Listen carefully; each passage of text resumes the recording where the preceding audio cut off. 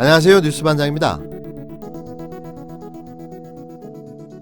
종합편성 채널 재승인 심사를 앞두고 채널A 기자의 검찰 유착 의혹이 불거지면서 방송통신위원회의 결정에 관심이 집중돼 있었죠. 결국 방통위가 TV조선과 채널A에 모두 조건부 재승인 결정을 내렸습니다. 방송통신위원회는 2020년 4월 21일로 승인 유효기간이 만료되는 종합편성 방송 채널 사용사업자 주식회사 조선방송에 대해서 공적 책임 이행 등 조건부 재승인을 의결하고 주식회사 채널A에 대해서는 철회권 유보 조건을 부과하여 재승인을 의결했습니다.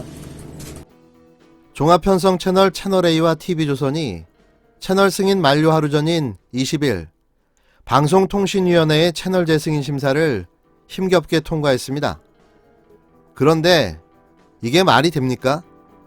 재승인 통과라뇨? 기가 막혀서 말이 안 나오는데요. 대통령 지지율이 60%를 넘고 총선 압승으로 180석 슈퍼여당이 탄생된 이 마당에 그렇게 말도 많고 탈도 많은 종편 방송 하나 취소를 못하다니 이게 대체 뭐 하자는 겁니까? 방통위는 이날 채널A에 4년의 채널 재승인 유효기간을, TV조선에 3년을 부여했는데요. 그러나 방통위는 이들 종편 채널의 공적 책임과 공정성에 문제가 있다고 밝혀질 경우 재승인을 취소하거나 거부할 수 있는 조건을 부과했습니다. 이날 결정에서 조건부 재승인 결정이 내려진 가장 큰 원인은 민주당 추천으로 방통위원이 된 허욱 위원이 조건부 재승인 의견을 냈기 때문인데요. 반면 청와대 추천의 김창룡 의원은 승인 취소를 주장했고 통합당 추천의 안영환 의원은 조건 없는 재승인을 주장했습니다. 여당 추천인 허욱 의원이 반대편으로 캐스팅 보트 짓을 한 건데요. 이날 회의에서 TV조선에 대한 재승인 취소와 재승인 사이에서 격론이 이어지던 와중에 허욱 의원이 중재안 격으로 조건을 더 추가한 조건부 재승인을 꺼내들면서 이렇게 결정됐습니다. 그 과정에서 향후 재승인 거부에 몇 가지 조건을 달았는데 이전에 떨어진 동일한 과락 항목에서 또다시 과락할 경우 취소한다는 큰 의미도 없는 그냥 말장난 같은 조건이었습니다. 그렇다면 허욱 의원은 어떤 사람일까요? 지난 2017년 허욱 의원에 대한 한 매체의 기사 내용입니다. 더불어민주당이 허욱 전 CBSI 사장을 방통위원으로 잠정 결정하자 언론계의 반발이 이어지고 있다. 언론계의 원로로 구성된 80년대 해직 언론인 협의회와 새언론 포럼은 23일 성명서를 통해 전 CBS 기자 출신의 허욱 씨가 유력하게 검토되고 있는 소식에 경악을 감출 수 없다고 밝혔다. 이들은 허욱 씨가 2001년 CBS 파업 당시 파업에 참가한 대다수 동료 조합원들에게 등을 돌리고 경영진에부터 지탄을 받았던 경력의 소유자라며 인선 배경에 대해 상식적으로 납득할 수 없다고 지적했다. 또 이들은 당내 실세들의 입김으로 자기 사람 심기 차원에서 이루어지는 인사가 아닌지 하는 의혹마저 제기되고 있다며 우리는 이러한 우려가 기우로 그치기를 바라며 공영방송의 정상화와 종편의 폐해 시정에 기여할 수 있는 인사가 선임되어야 한다고 강조했다. 허욱 전 사장은 지난 2001년 CBS 파업 도중 노조 사무국장을 그만두고 돌연 기조실장이 됐다. 기조실장 자리에 있으면서 노동조합을 무력화하기 위한 작업을 추진해온 것으로 알려졌다. 또 허욱 전 사장은 CBS를 떠나 인터넷신문 업코리아의 편집국장과 대표를 지낸 경력도 문제가 되고 있다. 언론계의 한 인사는 보수진영 원로들이 운영하는 인터넷 매체라고 지적했다. 박세일 전 서울대 교수가 업코리아 발간에 가장 앞장선 것으로 알려졌다. 박세일 전 교수는 2004년 17대 총선 당시 박근혜 전 대통령과 함께 한나라당 공동선대위원장으로 임명된 바 있다. 뒤늦게 이런 사태가 벌어지고 나니 왜 이런 인사를 방통위원으로 임명했을까 하는 아쉬움이 커지는데요. 그가 로비를 받은 게 아니라면 이런 결정에 합리적인 설명이 필요할 듯합니다. 그나마 다행스러운 건 채널A와 TV조선의 상습적인 공적 책임과 공정성 위반이 예상되는 바 언제든 종편 승인은 취소될 수 있다는 여지를 남겼는데요.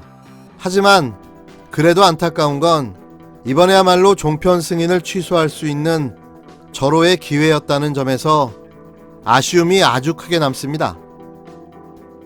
식센스라는 영화가 99년도에 나온 게 있는데 거기에 죽은 자의 특징이 두 가지로 이렇게 요약되어 있습니다. 첫 번째는 자기가 죽은 걸 모른다. 또 한 가지는 살아있는 사람들 사이에 돌아다니지만 보고 싶은 것만 보고 듣고 싶은 것만 듣는다. 이런 대목이 있었습니다. 제가 볼 때는 당의 한계 상황이 이미 왔기 때문에 이번 총선 결과까지 오게 된 것 같고요. 근데 불행히도 현재 당에서 일어나고 있는 논의들을 볼 때 위기 극복을 위한 최소한의 합의도 지금 이루기 어려운 상황으로 지금 전락되어 있는 거고요. 아마도 뭐 터널의 한가운데 있어서 지금 빛이 보이지 않는 이런 상황으로 좀 생각이 되었습니다. 김세연 미래통합당 의원이 자신이 속한 통합당을 죽은 자에 비유하면서 한계 상황에 직면한 당을 살리기 위한 근본 대책은 당 해체가 최선이라고 말했습니다. 20일 MBC 라디오 김종배의 시선집중에 출연한 김 의원은 미래통합당을 영화 식스센스 속에 죽은 자에 비유하면서 자기가 죽은 걸 모른다. 살아있는 사람들 사이에 돌아다니지만 보고 싶은 것만 보고 듣고 싶은 것만 듣는다고 지적했는데요. 진행자가 미래통합당은 죽음에도 불구하고 혼자 돌아다니는 좀비라는 거냐라고 되묻자 김 의원은 표현을 반복하지 않겠다면서 무엇보다 현실 인식을 정확하게 하는 노력부터 해야 한다고 답했습니다. 통합당 내의 부정확한 인식의 예로 최근 보수 진영에서 확산하고 있는 사전투표 음모론을 들었는데요. 통합당 내 부정확한 인식의 예로 최근 보수 진영에서 확산하고 있는 사전투표 음모론을 들었는데요. 김 의원은 사전투표 부정선거론이 보수 진영 안에서 큰 화두가 되고 음모론이 작동되고 있는데 환경 변화에 대한 기본적인 자각이 아직도 안 돼 있는 걸 단적으로 보여주는 사례라고 말했습니다. 그러면서 김 의원은 당이 한계 상황에 이미 왔기 때문에 참패한 총선 결과까지 오게 된 것이라며 아직도 몰락이 끝난 게 아닌 것 같다라고 덧붙였는데요. 비대위 체제냐 조기 전당 대회냐를 놓고 미래통합당 내부에서 불협 파음이 이어지는 것과 관련해서는 빛이 보이지 않는 터널 한가운데 있는 상황 같다고 말했습니다. 김 의원은 근본 대책은 당 해체에서 찾아야 한다면서도 현실적으로 어렵다면 김종인 비대위가 최선이라고 말했는데요.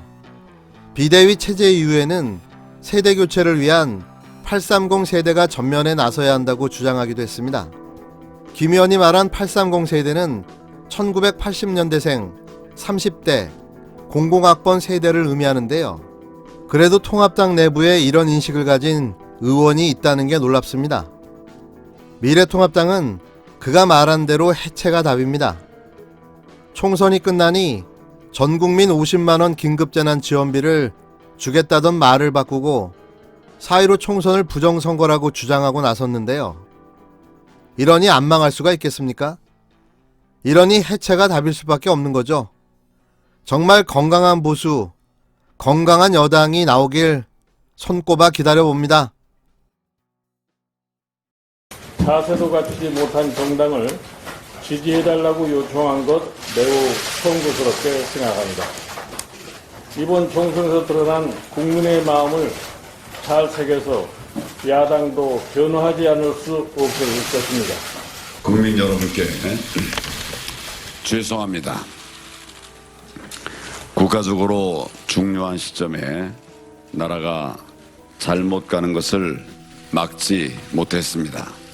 나라가 잘못 가는 것을 막지 못했습니다. 나라가 잘못 가는 것을 막지 못했습니다. 우리 당이 국민께 믿음을 드리지 못했기 때문입니다. 모두 대표인 제 불찰이고 제 불민입니다. 모든 책임은 제가 짊어지고 가겠습니다.